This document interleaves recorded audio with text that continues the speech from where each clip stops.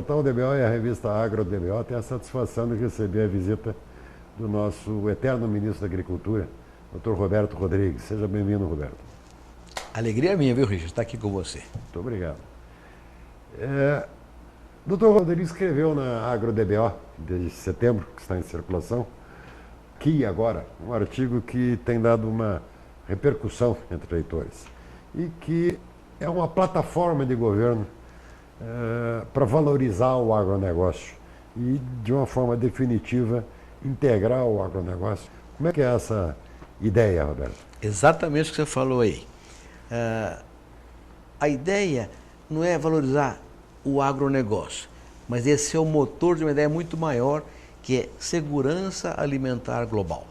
Hoje há uma defesa permanente da própria ONU, que é o organismo responsável pela preservação da paz mundial, de garantir comida para todo mundo.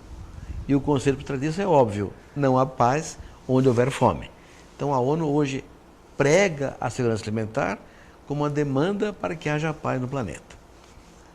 E o Brasil tem um papel evidente nesse processo. A própria OCDE reconhece que em 10 anos a oferta mundial de alimentos tem que crescer 20% para que não haja fome no mundo. Não há terra suficiente. Mas para que a oferta do mundo cresça 20%, o Brasil tem que crescer 40%. Então o Brasil está sendo chamado pela primeira vez na história do mundo, né, não desse país do mundo, para aumentar em 10 anos a sua oferta de alimentos em 40%, para que haja tranquilidade na oferta mundial de alimentos. Então, a ideia é o que você falou, é envolver não os agricultores nesse processo, mas os brasileiros. Por quê? Porque para ter segurança alimentar, nós precisamos de trem, caminhão, trator, silo, navio, trilho. O que é isso? É aço. Quem faz aço? Siderurgia. Então, os empregados de uma siderúrgica são responsáveis pela segurança alimentar global. E são urbanos. São urbanos. Uma fábrica de insumos agrícolas, defensivos, máquinas agrícolas, fertilizantes, são fábricas urbanas. Sem elas, não há agricultura. Bancos oferecem crédito, seguradoras que fazem seguro, empresas de tecnologia e assistência técnica, são todas urbanas. E sem elas, a agricultura não vai para frente. Armazéns são construídos por quem? Construtoras urbanas, que constroem também ferrovias, rodovias e portos. Tudo urbano. A indústria de alimentos é urbana, a é urbana, distribuição é urbana, marketing, comercialização, propaganda, urbano, comércio internacional, trading, urbana. Na verdade, um programa de segurança alimentar global, do qual o Brasil seja líder, não funciona só com agricultores. Só funciona com todo o país envolvido nesse processo. E é mais ou menos, Richard, o que outros países já fizeram mais recentemente. A Índia com TI, a Coreia com eletroeletrônicos, a China com exportação e no passado a Itália com alimentação culinária, a França com cultura, a Grécia turismo, com história, turismo, a Noruega com esporte de inverno. São plataformas de cada país baseados na vocação natural do país e na história do seu povo. A nossa história é agro, mas eu não quero olhar para o agro, quero olhar para o mundo sendo alimentado com o nosso agro, com a participação de todos os setores da economia brasileira. Isso tem a ver com uma questão que me parece relevante hoje, Richard, e que é uma mudança de comportamento da sociedade urbana em relação ao agro, que atribuo à mídia brasileira. A mídia, ligada à agricultura diretamente, ou a grande mídia, impressa, falada ou televisada, entendeu a importância da agricultura, seja em relação ao PIB, em relação aos empregos gerados, ao saldo comercial. Eles não sabem exatamente o que é isso, os números, mas reconhecem a importância do agro para a geração desses números. Só que ainda é uma coisa sem pertencimento. Mais ou menos assim. O Brasil vai mal, mas a nossa agricultura vai bem. A agricultura não é do Brasil, é dos agricultores. Tem que mudar isso. O ano passado, Irene Deneuve, aquela grande atriz francesa, recebeu o maior prêmio da cinematografia europeia, chama Molière Award. Recebeu o prêmio e dedicou o prêmio aos agricultores franceses. Com base no quê? Estou viva, alimentada, vestida, perfumada por causa dos agricultores franceses. Então esse é o comportamento que eu desejo mudar no Brasil. Com essa plataforma em que o cidadão urbano se sinta parte de um processo global de segurança alimentar que o Brasil lidere. De tal maneira que isso surja como uma estratégia nacional, uma ação de governo. Se o governo tiver uma plataforma de segurança alimentar, o Brasil vai ser o campeão mundial da segurança alimentar e, portanto, vai ser o campeão mundial da paz, tem que envolver a indústria siderúrgica, de insumos agrícolas, de equipamentos, de serviços, de crédito, de alimentação, de embalagem, de transporte, de armazenagem, distribuição. Todos os brasileiros, com maior ou menor aproximação, estarão participando desse processo. De modo que o orgulho de um campeonato desse não será dos agricultores, será dos brasileiros.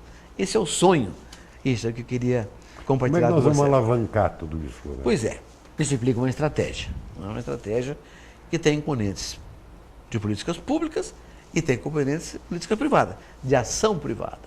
Políticas públicas tem 2 a 3 questões centrais. A primeira delas é uma política de renda no campo, com um conceito que tem que estar mais claro. Hoje, ninguém entende direito isso que eu vou te falar agora. Quando a Europa passou fome durante a Segunda Guerra Mundial e a guerra terminou, os líderes europeus tomaram a decisão: nunca mais passaremos fome, custe o que custar. E montaram a PAC, Política Agrícola Comunitária, que deu origem, inclusive, à Comunidade Econômica Europeia, juntamente com a questão do aço. Né? O que era essa política? Era uma política que estabilizava a atividade produtiva rural. Por quê? Porque só a estabilidade garantia abastecimento. Então não era uma política, o seguro rural, o crédito rural, o preço de garantia, subsídios, estímulos, subvenções, não era para o produtor ganhar dinheiro. Era para ele ficar na atividade para garantir a alimentação urbana. Por quê? Porque o voto era urbano, como é no Brasil hoje também. O voto é urbano. Então nós precisamos que a sociedade brasileira tenha esse convencimento de que promover a estabilidade da renda no campo não é para beneficiar o produtor porque ele é bonitinho, ele é simpático. Não. É porque é a única forma de abastecer o país, com alimentos, com energia e com fibras. Né? O preço da cesta básica nos últimos 20 anos caiu expressivamente. 5% por ano, Richard, com tecnologia. Com tecnologia. Então, essa estratégia da renda, ela beneficia a sociedade, não é o produtor. Ele tem uma proteção, entre aspas, para a sua atividade, porque essa proteção protege o consumo interno e externo de consumidores de alimentos brasileiros. Então, política de renda, seguro, crédito, preço de garantia, de forma armada, articulada. Segundo, logística, estrutura. Quem que faz isso? Construtoras, empresas construtoras. Como vai fazer? O governo não tem dinheiro.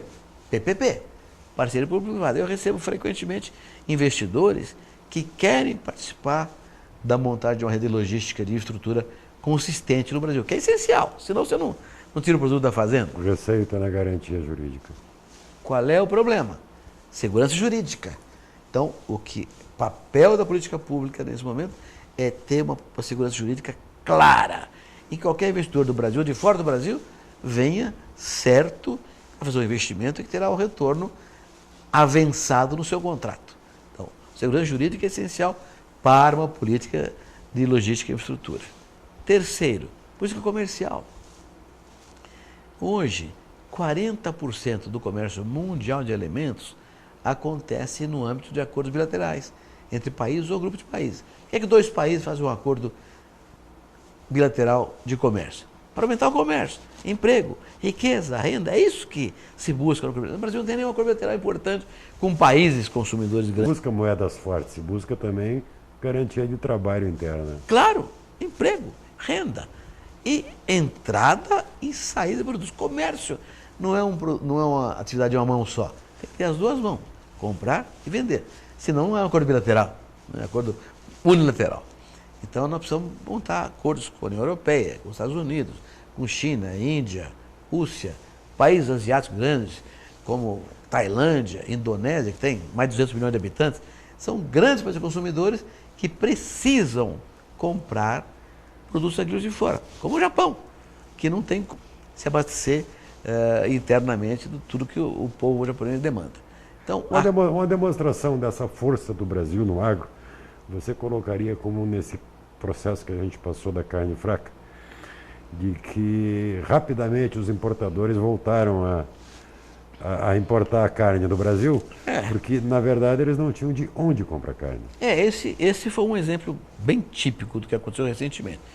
Mas nós somos o maior exportador mundial de carne de frango, de açúcar, de café, de suco de laranja, do complexo soja, segundo em carne bovina, segundo em milho, quarto em algodão e carne suína, mas crescendo tudo isso e mais em fruta, orgânica. Então nós temos um cenário extraordinário.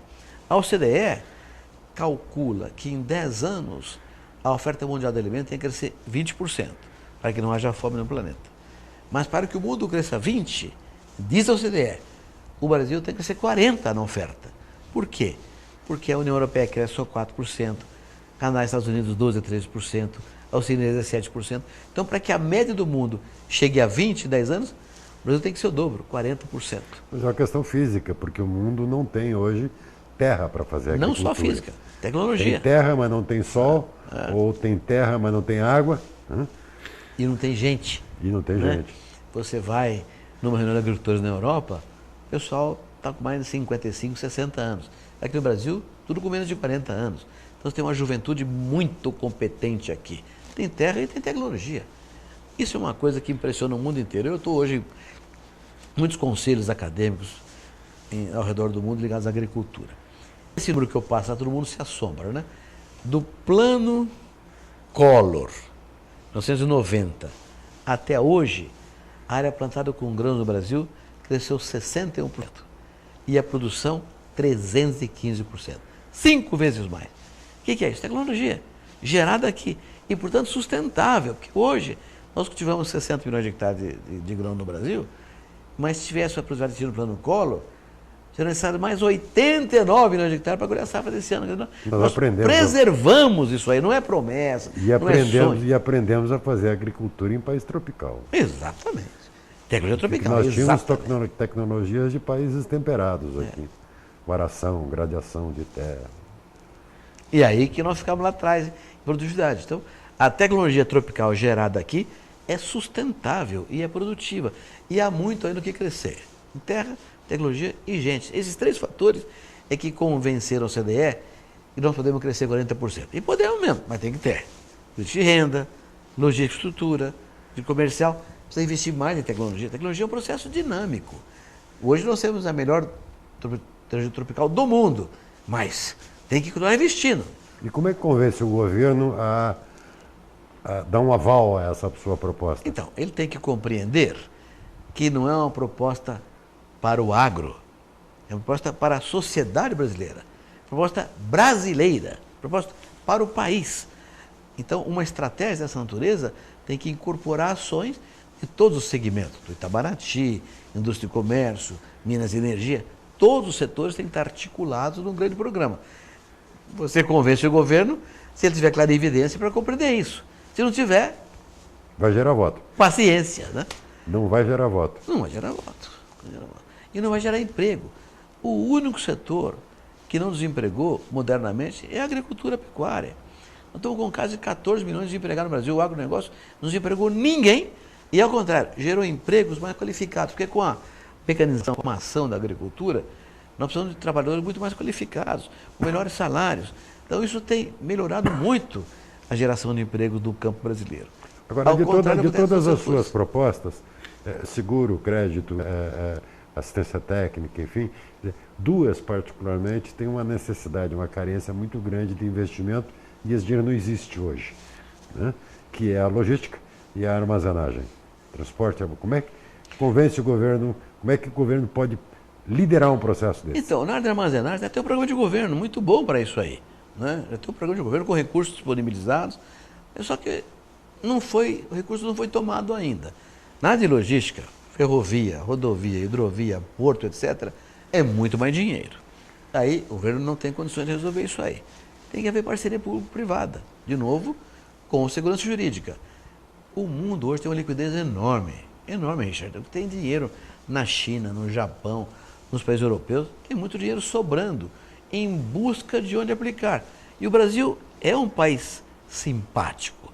Hoje entrou no que observação. A crise política brasileira e a consequência econômica dessa crise política gerou uma certa resistência.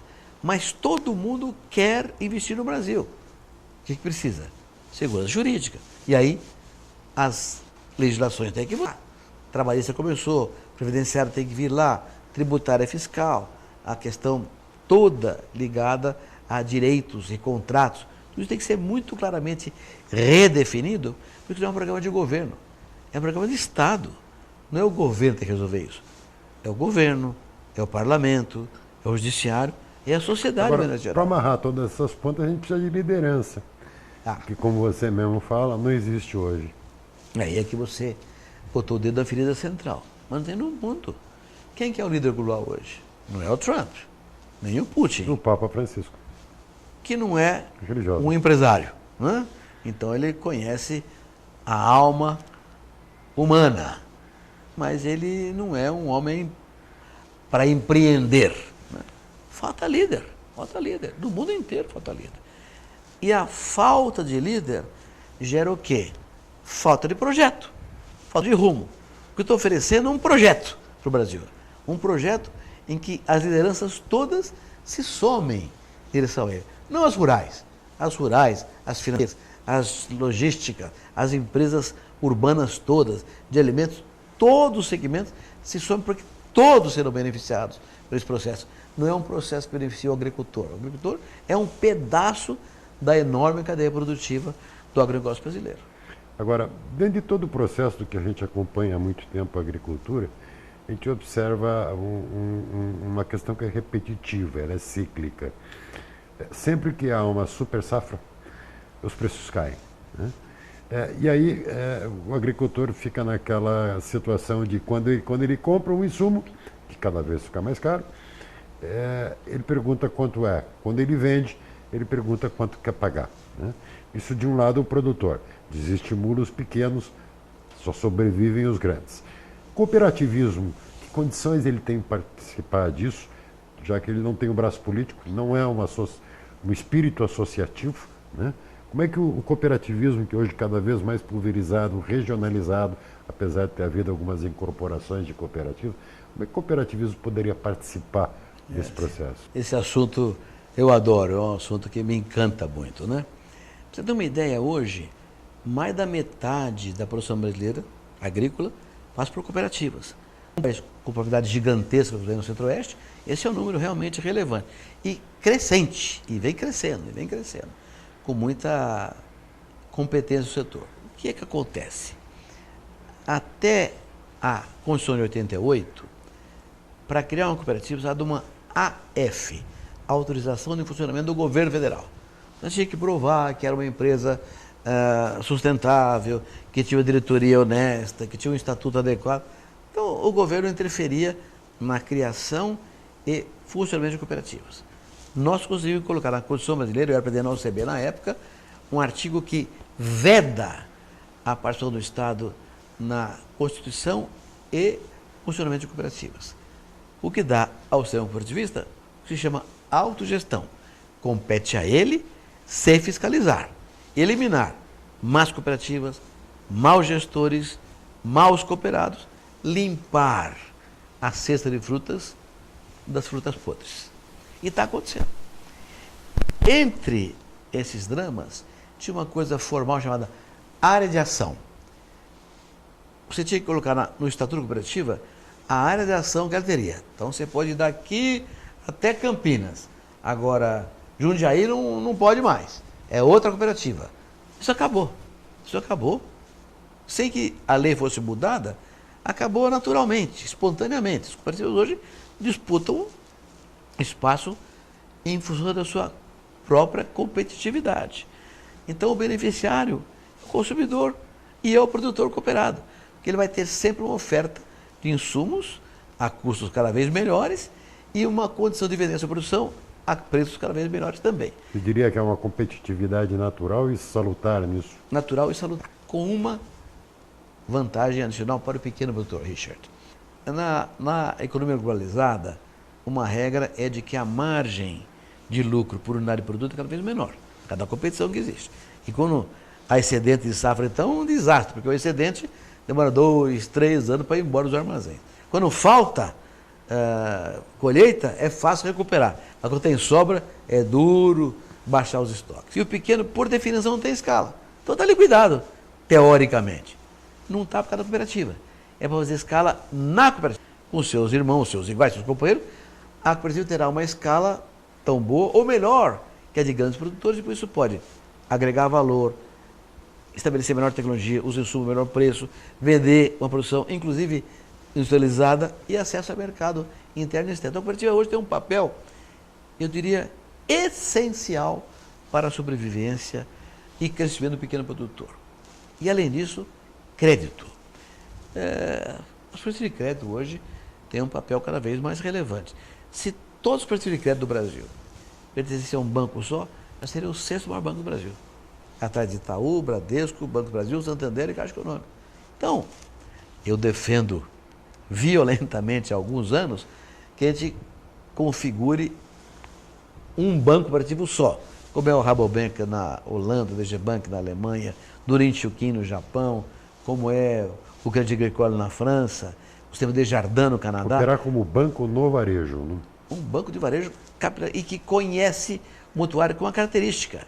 O banco é uma cooperativa, então o mutuário é dono também e é o investidor. Ele tem uma tríplice função: dono, mutuário e investidor.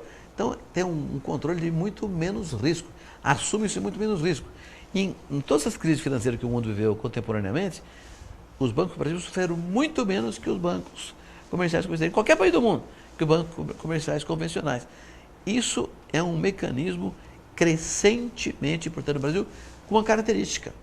Quando eu criei uma cooperativa de crédito em 74, lá no meu município, 74, nada podia. Não podia ter talão de cheque, não podia ter a aplicação financeira, não podia receber taxas e impostos, não podia ter agência adicional, nada, chamamos não pode. Nada podia pelo Banco Central. Aí conseguimos colocar na Constituição brasileira um artigo que estabelece a isonomia das cooperativas de crédito em relação ao sistema financeiro. E com isso o Banco Central passou a ser um aliado das cooperativas de crédito, trabalhando junto com ela na fiscalização, no controle e na formação de recursos humanos para administrar a cooperativa de crédito. É muito sério, vai trabalhar com dinheiro, não é uma coisa singular, não. Né? Então hoje o Banco Central é aliado das cooperativas de crédito e está dando a elas uma condição de crescimento notável. Então eu acho que no futuro as cooperativas de crédito terão um papel fundamental no financiamento do agro brasileiro também, inclusive na agregação de valor, na industrialização das cooperativas agropecuárias também. E o que os nossos parceiros do agronegócio têm dito a você quando você vende esse pacote, essa sua plataforma de governo? Então, eu estou levando esse assunto para várias regiões do Brasil para discutir isso. Está gerando um entusiasmo, porque eu começo dizendo o seguinte: durante muito tempo eu critiquei a sociedade urbana por desconhecer a agricultura e por não ligar para a agricultura, não dar bola para a agricultura, como sua atividade secundária e sem interesse. E ao agir assim, eu acabei me marginalizando nessa conversa. Se eu critico alguém, eu acabo sendo claro, não muito querido ignorado, por alguém. Né? Ignorado, no mínimo, né? Hoje eu acho o contrário. Hoje eu acho que o agro, como conversando no começo dessa conversa, ele é interdependente do urbano. Um depende do outro. Um não vive sem o outro, né? Eu não vou fazer nada sem adubo, sem semente, sem defensivo, né? E também a empresa defensiva não vai vender para ninguém que não seja consumidor. Então a relação entre o produtor rural e o industrial urbano, a serviço urbano, é siamesa. Isso é que muda um pouco. O único inconveniente inimigo aí são os ambientalistas. Não, também, porque os radicais, né? Tinha um radical, todo radical é ruim, radical ambientalista, ideológico, radical é ruim porque é radical, tá certo? Mas eu acho que o próprio Código Florestal brasileiro foi uma conquista do entendimento entre ambientalistas e produtores rurais. Ele é bom? Não é o melhor Código Florestal. Ninguém ficou contente. Ninguém ficou contente, é equilibrado. Se fosse desequilibrado e alguém ficasse sozinho e outro ficasse triste, era ruim. Mas ninguém encostou, então ele é equilibrado. O que eu acho que falta é ciência do Código Florestal. 80 você reserva legal na Amazônia. Por que 80? Por que não é 90 ou 71 ou 64 ou 99? Por que aqui é 20% e não 2, 3, 4 ou 19? Quem que diz que é esse número aí? Por que tem que ter uma mata ciliar de uma área, de uma largura do rio, independente de você ter arenoso, argiloso, se é inclinado ou é reto? Isso tudo tem que ter ciência. Faltou ciência no professor. Eu acho que tem que evoluir nessa direção. Então tem espaço para entendimento. Então, a modernização desse relacionamento passa pelo entendimento, que eu acho que é essencial. Hoje, eu sinto isso claro, eu acho que a mídia brasileira evoluiu muito, modernizou-se e deve-se a gente, desculpa, como você que fala isso o dia inteiro, a vida inteira falando isso aí, tá certo?